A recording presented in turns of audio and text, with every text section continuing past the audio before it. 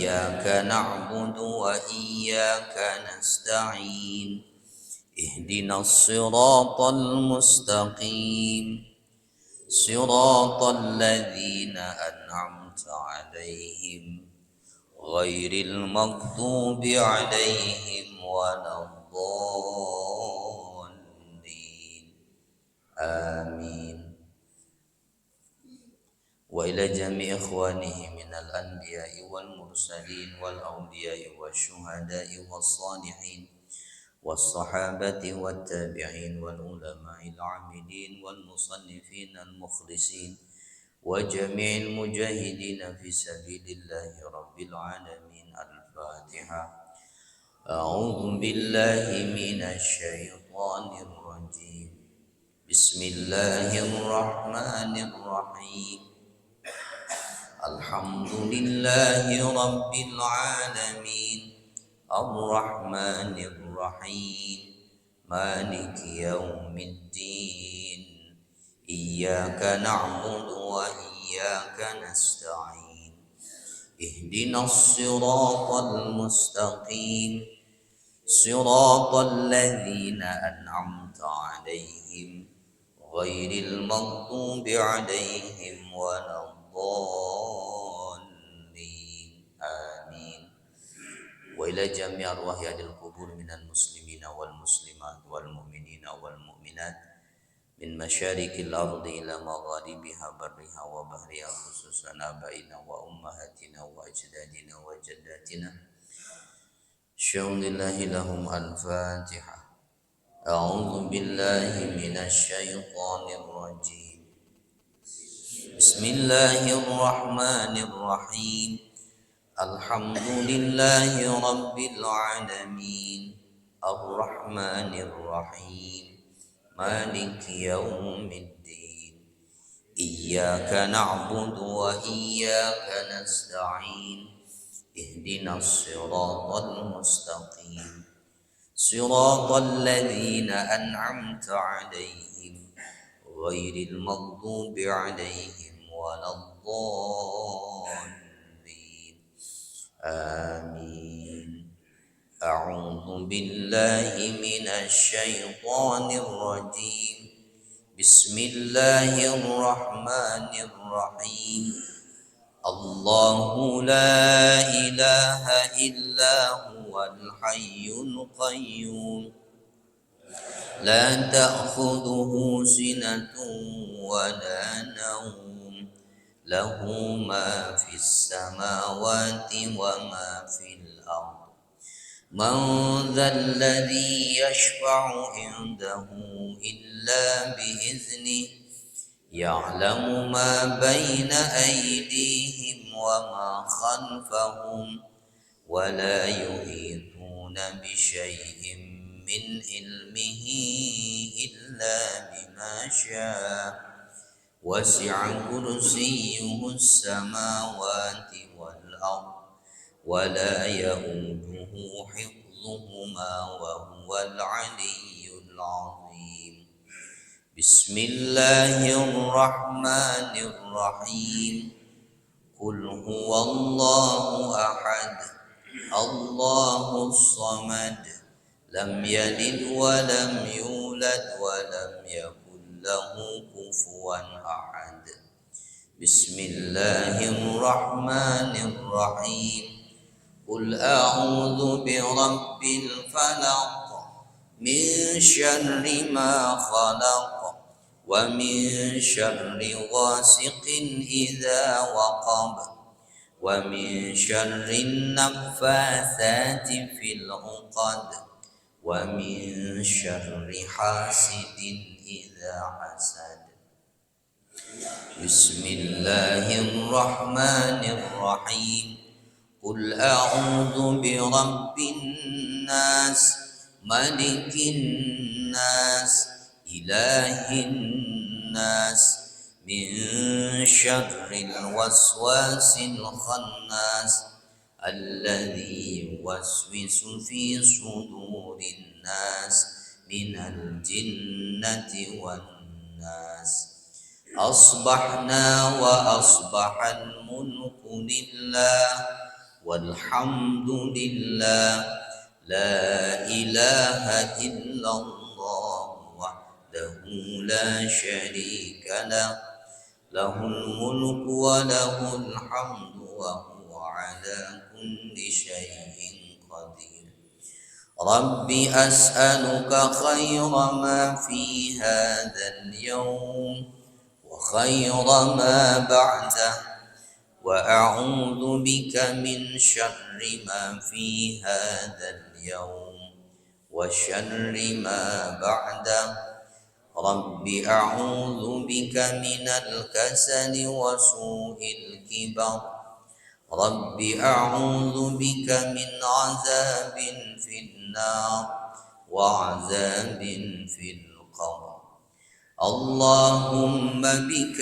أصبحنا وبك أمسينا وبك نحيا وبك نموت وإليك النشور اللهم أنت ربي لا إله إلا أنت خلقتني وأنا عبدك وأنا على عهدك ووعدك ما استطعت أعوذ بك من شر ما صنعت أبوء لك بنعمتك علي وأبوء لك بذنبي فاغفر لي فإنه لا يغفر الذنوب إلا أنت اللهم عافني في بدني اللهم عافني في سمعي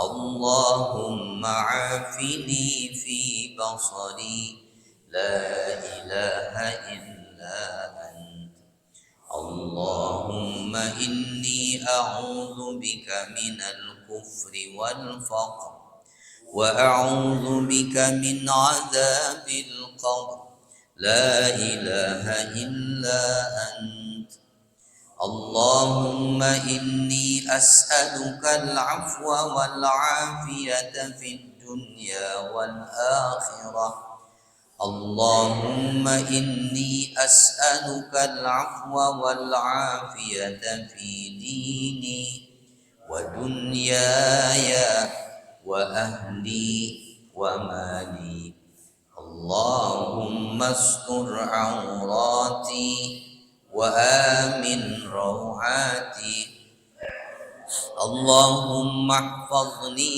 من بين يدي ومن خلفي وعن يميني وعن شمالي ومن فوقي وأعوذ بعظمتك أن أغتال من تحتي اللهم عالم الغيب والشهادة فاتر السماوات والأرض رب كل شيء ومليكه أشهد أن لا إله إلا أنت أعوذ بك من شر نفسي ومن شر الشيطان وشركه وأن أقترف على نفسي سوءا أو أجره إلى مسلم بسم الله الذي لا يضر مع اسمه شيء في الأرض ولا في السماء وهو السميع العليم بسم الله الذي لا يضر مع اسمه شيء في الأرض ولا في السماء وهو السميع العليم بسم الله الذي لا يضر مع اسمه شيء في الأرض ولا في السماء رضيت بالله ربا وبالإسلام دينا وبمحمد صلى الله عليه وسلم نبيا رضيت بالله ربا وبالإسلام دينا وبمحمد صلى الله عليه وسلم نبيا رضيت بالله ربا وبالإسلام دينا وبمحمد صلى الله عليه وسلم نبيا يا حي يا قيوم برحمتك أستغيث أصلح لي شأني كله ولا تكلني إلى نفسي طرفة عين أصبحنا على فطرة الإسلام وعلى كلمة الإخلاص وعلى دين نبينا محمد صلى الله عليه وسلم وعلى ملة أبينا إبراهيم حنيفا مسلما وما كان من المشركين لا إله إلا الله وحده لا شريك له له الملك وله الحمد وهو على كل شيء قدير لا إله إلا الله وحده لا شريك له له الملك وله الحمد وهو على كل شيء قدير لا إله إلا الله وحده لا شريك له له الملك وله الحمد وهو على كل شيء قدير سبحان الله وبحمده عدد خلقه ورضا نفسه وزنة عرشه ومداد كلماته سبحان الله وبحمده عدد خلقه ورضا نفسه وزنة عرشه ومداد كلماته سبحان الله وبحمده عدد خلقه ورضا نفسه وزنة عرشه ومداد كلماته اللهم إني أسألك علما نافعا ورزقا طيبا وعملا متقبلا سبحان الله وبحمده سبحان الله وبحمده سبحان الله وبحمده أستغفر الله وأتوب إليه أستغفر الله وأتوب إليه أستغفر الله وأتوب إليه الحمد لله رب العالمين.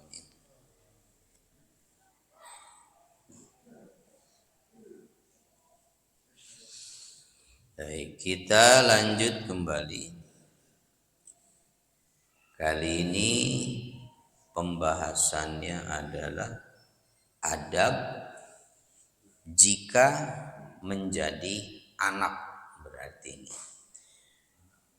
Wa in kana laka walidani, jika kamu memiliki kedua orang tua, fa'adabul walad ma'al walidain, maka adab-adab seorang anak terhadap kedua orang tuanya atau bersama kedua orang tuanya adalah, nah itu jumlahnya ada 12 adabnya. Ya, ada 12 adab yang harus diperhatikan seorang anak kepada orang tuanya. Yang pertama, an yasma'a kalamahuma, an yasma'a, ia harus mendengar kalamahuma, perkataan keduanya, perkataan ibu dan bapak, bahkan walau syatman, walaupun kata-kata orang tua itu bersifat celaan.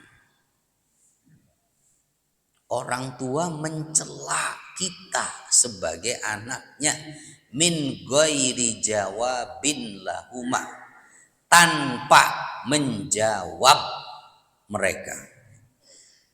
Itu dengerin aja. Loh, orang tua ngomel-ngomel, teriak-teriak, jangan dijawab. Loh, ini kan udah susah sekarang. Anak sekarang lebih berani. Boro-boro kagak jawab. Ya. Masya Allah. Salah satu di antara efek negatif keranjingan gadget. Nah, itu Pak. Ya, game. Salah satunya itu. Tantrum, sering marah-marah. Orang tua dilawan. Ya. Orang tua dilawan. Boro-boro anak udah gede, anak SD aja bisa bunuh orang tuanya. Luar biasa ya. Insya Allah itu setan kotak ini memang benar-benar ini. Ya. Jadi Masya Allah Pak. Jadi kadang-kadang ya memang akhlak anak kepada orang tua itu ya bisa jadi memang karena akibat dari orang tuanya sendiri yang memang kurang perhatian dari sejak kecilnya. Begitu ya. Aduh, jangan sampai deh. Kalau kita mah insya Allah nggak bakal berani pada orang tua tuh. Jadi adab yang pertama ini mendengar, dengerin aja orang tua ngomong mah. Nah termasuk, nah ini yang tentu harus diperhatikan ketika orang tua masih hidup sampai usia lanjut dalam pemeliharaan kita sebagai anaknya. Kenapa? Ya karena memang sudah maklum kalau usia semakin tua gitu ya pasti mungkin banyak hal yang menjengkelkan, rewel, nyebelin. Ya termasuk bapak kalau udah tua emang begitu. Ya, iya. Artinya apa?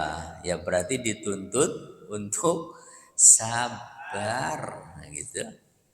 Harus sabar menghadapi keadaan orang tua yang seperti itu. Apalagi yang sudah pikun, baru disuapin minta makan. Ngeselin itu. Katanya nggak ada yang ngasih makan. Ya kalau anaknya nggak sabaran bisa diomel-omelin tuh orang tuanya. Nah makanya bahasanya di Quran itu apabila keduanya atau salah satunya itu sampai usia lanjut dalam pemeliharaanmu itu fala taqul lahuma uffin wala tanharhuma, ya. Jangan sampai mengatakan kata-kata itu itu atau apa saja yang semakna dengan itu, jangan membentak dan katakan kata-kata yang mulia. Kenapa? Orang tua itu pintu surga kita. Ya, pintu surga yang terbuka untuk kita. Jangan sampai justru jadi sebab kita masuk neraka gara-gara orang tua, ya. Lalu yang kedua, an yaquma liqiyamihima. Seorang anak itu adabnya adalah berdiri karena kedua orang tua berdiri. Jadi kalau orang tua berdiri, adabnya anak ikut berdiri tauqiran lahuma, karena menghormati keduanya, wa hifdzan li hurmatihima, termasuk menjaga kehormatan mereka. Wa in kana dunahu fil martabati, sekalipun kedua orang tuanya di bawah anaknya martabatnya. Itu anaknya ustadz, anaknya kiai, orang tuanya biasa aja, tapi sebagai seorang anak di hadapan orang tua tetap wajib tunduk. Gitu. Jangan menunjukkan kedudukannya sebagai ustadz, kiai, direktur, bos, apa aja. Itu mungkin anaknya lebih tinggi karena jabatannya, tapi di hadapan orang tua tetap dia anak. Gitu ya. Jadi berdiri untuk menghormati orang tua. Yang ketiga, an yamtasila li amrihima,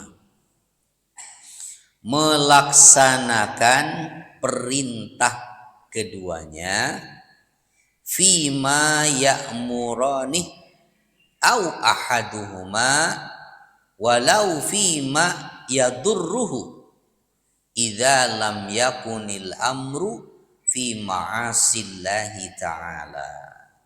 Nah, ini ada catatan dalam melaksanakan perintah itu begini. Seorang anak wajib melaksanakan perintah kedua orang tuanya atau salah satu dari mereka, walaupun, nih dengerin, walaupun perintah orang tua itu memadaratkan si anak, nyusahin anak, jangan ngelawan, nggak usah ngebantah, laksanakan. Sekalipun itu memadaratkan anaknya, itu jadi bikin susah karena melaksanakan perintah orang tuanya, selama perintahnya itu bukan maksiat kepada Allah, turuti aja, gitu. Nah, saya mungkin pernah ceritakan ada anak yang berbakti kepada ibunya yang gila, Pak, nggak normal. Tapi ibunya itu seringkali minta diajak itu untuk datang ke Masjidil Haram, ke Ka'bah. Apalagi kalau lihat gitu di tayangan televisi, lihat Ka'bah, minta anaknya antar ke situ. Itu padahal mau ibadah umroh juga nggak ada gunanya. Nah, ibunya tidak normal, memang sudah terganggu. Dia sendiri pun itu nggak tahu kalau itu anaknya. Sampai segitunya. Jadi ibunya pun nggak tahu itu kalau itu anaknya. Ya, tapi tetap aja dijaga. Ibunya minta dianterin, dianterin. Dia kan nyusahin itu. Tidur diikat kakinya itu. Kenapa? Takut lari, takut kabur, nanti nyusahin orang. Masya Allah ya. Kayaknya berat itu, kita sanggup apa enggak kalau kita ngalamin begitu. Kebanyakan paling kalau ada yang ibunya sampai dalam kondisi begitu, yang ada paling dikirim ke rumah sakit jiwa. Ya kan? Udah titipin aja, mending bayar orang gitu. Pada ngurusin sendiri, tapi itu pemuda lebih memilih dia ngerawat sendiri. Ya, milih pintu surga itu terbuka untuknya lebar-lebar, insyaallah. Nah, jadi masih ada ternyata orang-orang mulia seperti itu ya. Jadi sekali lagi, laksanakan perintah orang tua walaupun itu memadaratkan si anak, selama perintahnya bukan maksiat kepada Allah ya. Mungkin bisa jadi nih, apalagi kalau anak yang sudah berumah tangga, anak yang udah punya suami, udah punya istri, dah. Kadang-kadang anak pengen itu bakti sama orang tuanya minta sesuatu. Kadang-kadang jadi dilema gitu, bertentangan dengan pasangan kita. Nah, itu jadi masalah juga, tak? Itu memadaratkan pasangan kita nggak setuju, kita pengen bantu orang tua. Nah, harusnya ya saling mendukung gitu. Mau suami mau istri, bahkan ya membantu supaya pasangan kita bisa berbakti sama orang tuanya. Kapan lagi, mumpung masih hidup mah gitu. Nah, walaupun bahkan tadi memadaratkan kita, mungkin mengganggu itu keuangan dan lain sebagainya, sabar. Allah yang akan mengganti itu semua. Nah, kalau kita menyikapinya dengan iman, insya Allah jawabannya begitu.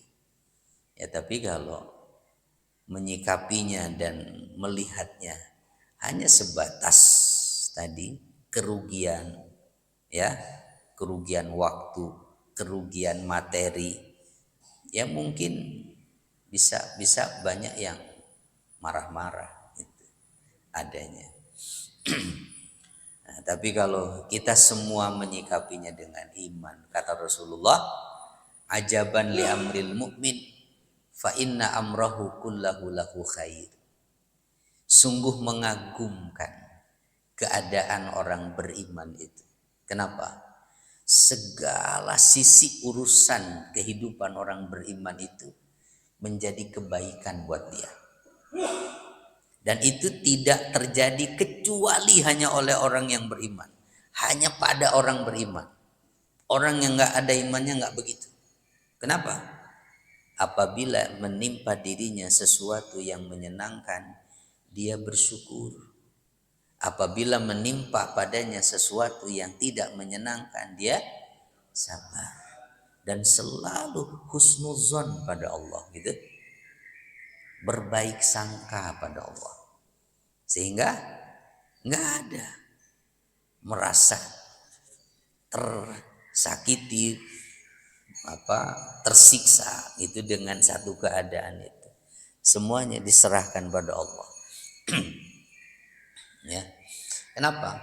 Ya, kalau segala yang membebani pikiran kita itu terus kita pikirkan dan tidak kita pasrahkan pada Allah, itu akan membuat kita menderita, stres. Ya, termasuk tadi mungkin keadaan orang tua yang menyusahkan anak, ya. Orang tua sudah lanjut usia, tidak bisa lagi memenuhi kebutuhannya, di mana anak juga repot dengan keluarganya sendiri kan. Nah, itu kadang-kadang kita dihadapkan pada dilema seperti itu. Termasuk banyak sekali yang bermasalah misalnya dengan piutang, ya. Orang punya utang sama kita nagih susah bang. Ya kalau nilainya sedikit mungkin bisa kita ikhlaskan. Nilainya besar misalnya, kita juga lagi butuh. Nah itu kan bikin jadi beban pikiran. Padahal ya Rasulullah SAW memberikan peluang. Siapa yang bisa memberi tangguh pada orang yang punya tanggungan hutang atau dia membebaskannya, maka Allah akan memberinya naungan nanti di akhirat itu. Ya, salah satu yang akan dapat naungan dari teriknya matahari itu adalah orang yang membebaskan tagihan hutang. Luar biasa itu. Dan ada kisah nyata itu. Seorang pedagang gitu yang dia bantu temennya, ternyata setelah dibantu temennya bangkrut usahanya, sama sekali udah nggak bisa bayar. Awalnya stres, pikiran terus gimana ini uang nggak bak, sampai akhirnya dia pasrah, ya Allah saya ikhlaskan hutang itu karenamu. Lega hatinya itu, udah nggak jadi beban lagi. Dan apa yang terjadi? Beberapa bulan kemudian dia dapat orderan, dapat bisnis baru yang keuntungannya berlipat-lipat dibandingkan daripada tagihannya itu. Nah itu kalau Allah mau ya diganti. Nah asal tadi ya sama ini pada orang tua juga begitu, apalagi sama orang tua mah ya. Jangan dianggap kehadiran orang tua ini jadi benalu gitu. Wah repotin banget sih. Waduh hati-hati Pak ya, jangan sampai gitu. Lalu yang keempat, an la yamshiya amamahuma, tidak berjalan di hadapan mereka. Jadi kalau jalan nggak boleh di depan orang tua. Ta'azuman alaihima, untuk mengagungkan atau menghormati keduanya. Bal yamshi bi izaihima au khalfahuma, akan tetapi berjalan di samping keduanya atau di belakang.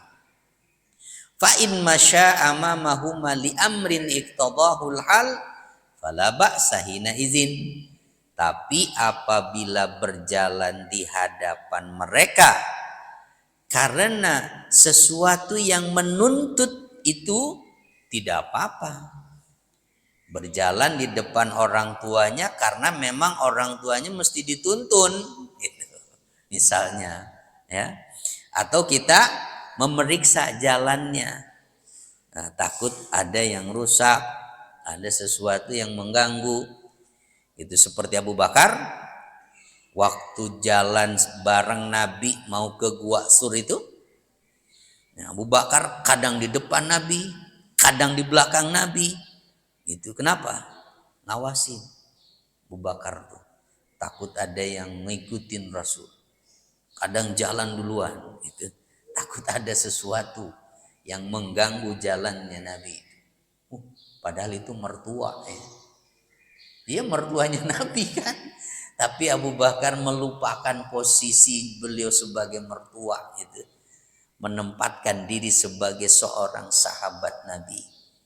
Gitu. Cinta banget Abu Bakar itu sama Rasulullah. Sampai segitunya itu. Jadi ini yang keempat. Tidak berjalan di hadapan orang tua ya. Nah, yang kayak begini nih sekarang nih kan nggak ada diajarkan sama anak ya. Hah? Mana tahu anak adab begini. Aduh. Kenapa? Benar, sebetulnya kalau orang itu bersih, ya, pikirannya, akalnya, nggak harus diajarin gitu. Ya, dia akan dengan sendirinya, mestinya begitu. Cuma kadang-kadang kan pergaulan, ya, atau cara berpikir yang sudah dipengaruhi, ya kayak tadi, yang anaknya dari kecil udah keranjingan begitu, pengaruh media, wah, kayak apalagi kalau sudah kena yang namanya narkoba, wah, udah rusak deh ya. Aduh, tantangannya berat sekali Pak emang akhir zaman ini.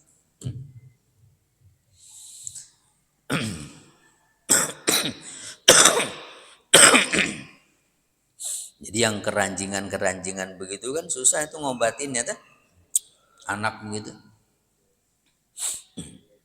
Ke dokter juga udah nggak bisa, mungkin hanya sebatas psikolog itu. Ya, mungkin perlu kayak hipnoterapi, ya. Itu di terapinya pakai hipnotis gitu. Berat. Lalu yang kelima, an la yarfa'a sautahuma fauqa aswatihima. Tidak meninggikan suaranya di atas suara kedua orang tua. Itu au aswata ahadihima sulukan lil adabi ma'ahuma, karena menjaga adab bersama mereka. Wahada aukadul adab. Jadi inilah adab yang paling paling santun itu yang harus ditunjukkan.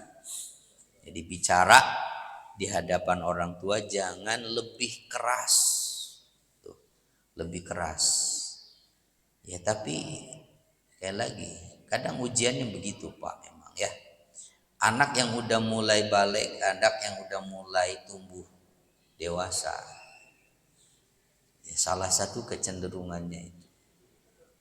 Gitu. Kadang kalau kita ngomong dia lebih kenceng ngomong. Harus sabar. Gimana dong? Jangan berhenti untuk kita berdoa. Itu. Selain tentu menjaga cara ngomongnya kita juga mesti hati-hati gitu sama anak kalau sudah begitu. Ya, cari waktu yang pas, cari waktu yang tepat, dan posisikan anak itu kalau udah gede itu jangan seperti anak kecil lagi. Gitu. Tapi anggap dia seperti teman kita. Itu supaya anak itu juga mau bicara apapun dengan kita. Ya, cari waktu yang pas. Mungkin sambil makan, ya, pas sambil duduk bareng. Jadi jangan dalam situasi yang tidak pas gitu. Nah, jadi harus pinter juga kita sebagai orang tua.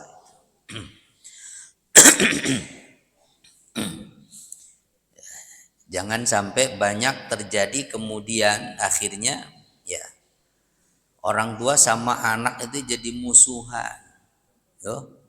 Naudzubillah ya. Tiap ketemu berantem ada. Ribut terus. Janganlah ya, jangan sampai kita sama anak kayak begitu.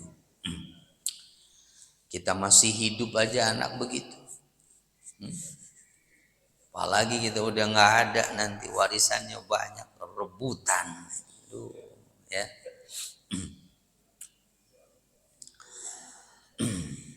Kemudian yang keenam, an yulabbiya da'watahuma, hendaknya menyambut panggilan keduanya.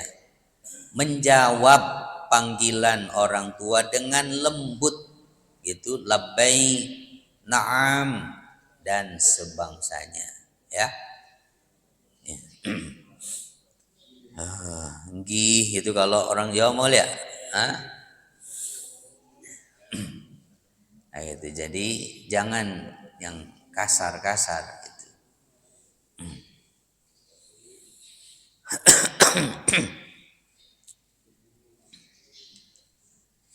Lalu yang ketujuh, an yahrisa ala talabi mardatihima, berusaha keras mencari ridho keduanya. Sebab ridho Allah fi ridhal walidain wa sukhtullah fi sukhtil walidain.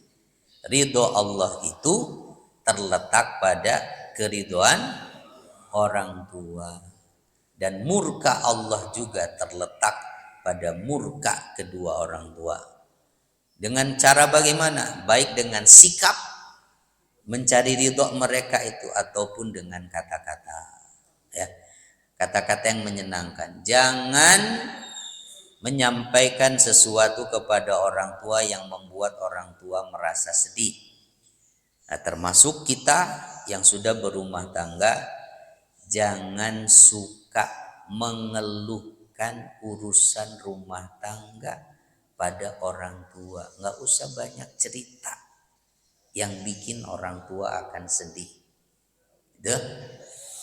Anak perempuan bahkan misalnya dicerai sama suaminya, udah nggak usah cerita dulu, nggak usah cerita dulu, udah diem aja. Apalagi kalau cerai masih baru talak 1, kenapa? Kan masih bisa rujuk gitu, udah tungguin aja dulu, nggak usah pulang gitu. Nah, siapa tahu mau rujuk lagi. Ya. Kenapa? Orang tua pasti sedih. Biar bagaimanapun gitu kalau dengar cerita. Nah, jadi jangan banyak cerita buruk lah kepada orang tua. Terus minta doanya saja ya. Minta doa, karena doa orang tua itu pasti dikabul oleh Allah Subhanahu wa taala ya. Dengan sikap juga begitu. Jangan menunjukkan sikap yang membuat orang tua tidak ridho, termasuk maaf ya, sikap yang ada unsur kemunafikan. Mohon maaf, kadang ada anak bersikap baik sama orang tuanya itu karena ada sesuatu yang diinginkan. Ada yang diinginkan, pengen menguasai hartanya, itu orang tua harta warisannya banyak, itu berbuat baik sama orang tua karena ingin itu mendapat bagian yang lebih. Apalagi kalau anak itu dekat sama orang tua, itu berharap orang tuanya cepat mati. Aduh, nauzubillah kalau sampai begitu ya. Anak benar-benar durhaka itu kayak begitu. Nauzubillah.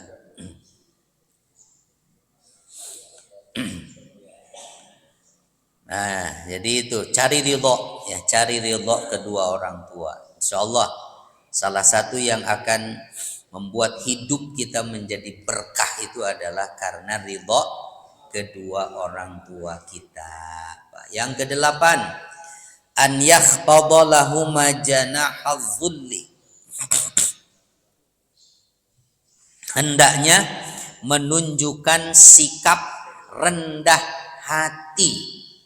Tuh, janahadz dzulli itu tawadu, lemah lembut. Itu jangan apa? Jangan angkuh, jangan sombong, jangan kasar. Ka'an yahdi mahuma binafsih. Contohnya seperti si anak rela melayani kedua orang tuanya. Walaupun anak ini orang terhormat, punya jabatan, tapi di hadapan orang tuanya bukan siapa-siapa.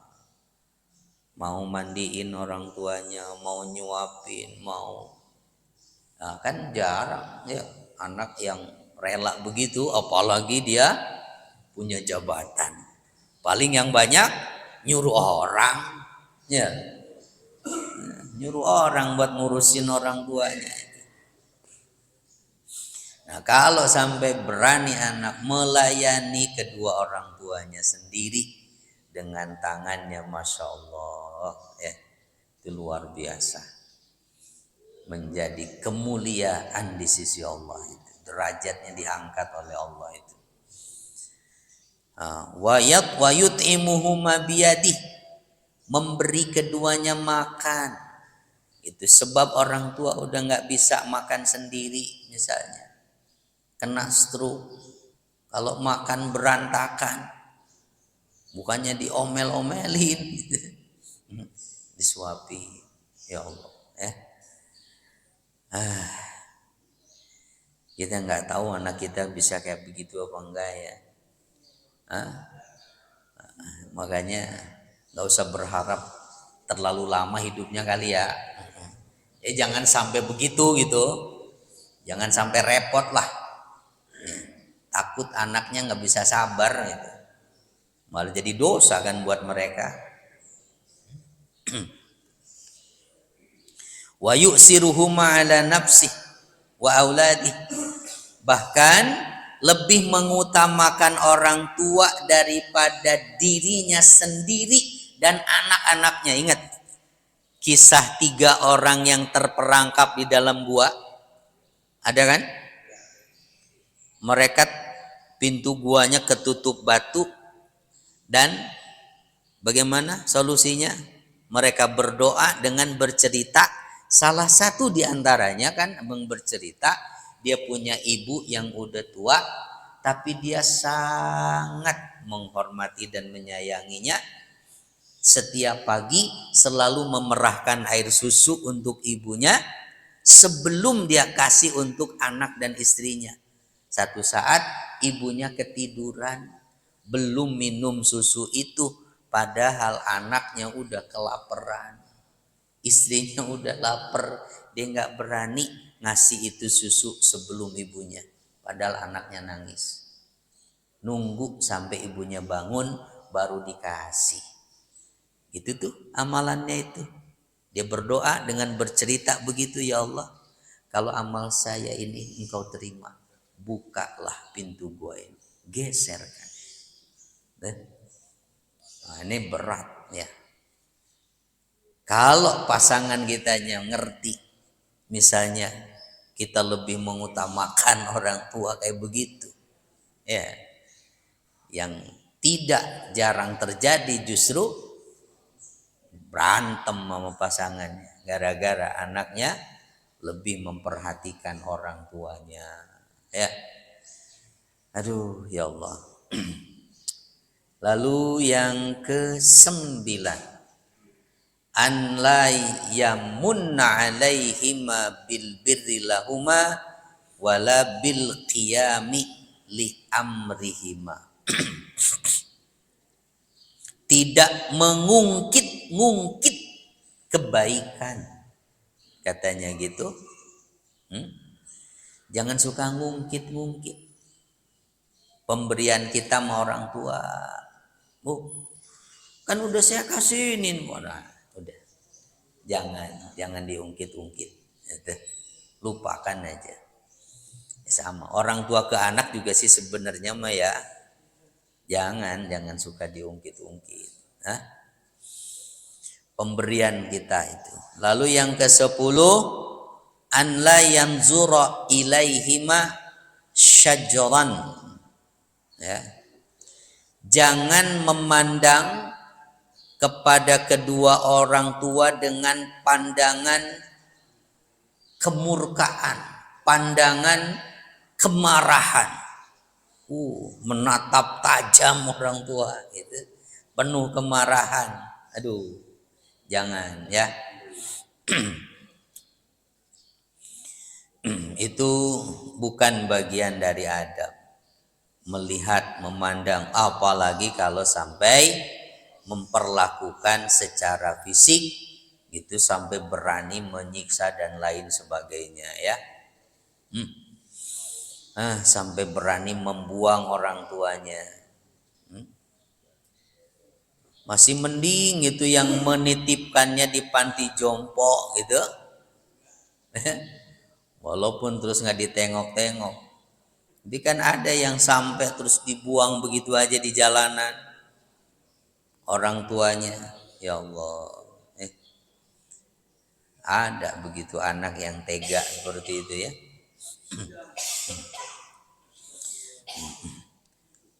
Makanya ada kadang-kadang orang tua itu yang mungkin lebih senang mereka berada di panti jompo. Ya. Daripada ada di rumah lihat anak-anaknya pada berantem terus gitu. Apa? Ya pengen gantian ngurusin orang tuanya. Ya mungkin lebih senang di panti jompo bisa ketemu sama yang lain yang senasib gitu dengan dia, jadi terhibur.